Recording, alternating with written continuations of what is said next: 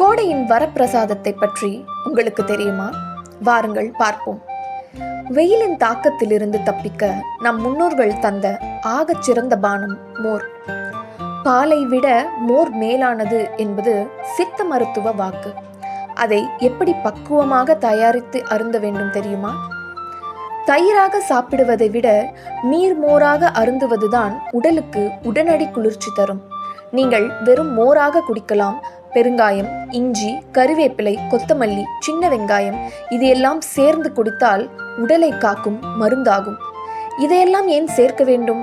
என்ன பயன்? பெருங்காயம் வயிற்று உபசத்தை நீக்கி செரிமானத்தை தூண்டும். இஞ்சி மோரின் குளிர்ச்சியால் சளி பிடிக்காமல் காப்பதோடு பசியை தூண்டும். கருவேப்பிலை மற்றும் கொத்தமல்லி மெல்லியதாக நறுக்கி சேர்த்தால் மோருக்கு ஒரு அபாரமான வாசனையும் இரும்பு சத்தையும் கொடுக்கும்.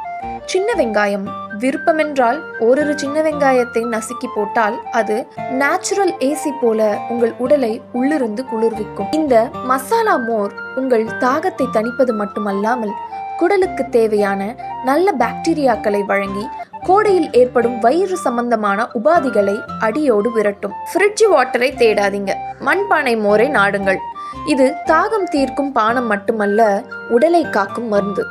இது போன்ற பயனுள்ள தகவல்கள், ஆன்மீக செய்திகள் மற்றும் ஜோதிட குறிப்புகளை உடனுக்குடன் தெரிந்து கொள்ள திகழொளி சேனலை சப்ஸ்கிரைப் செய்யுங்கள்.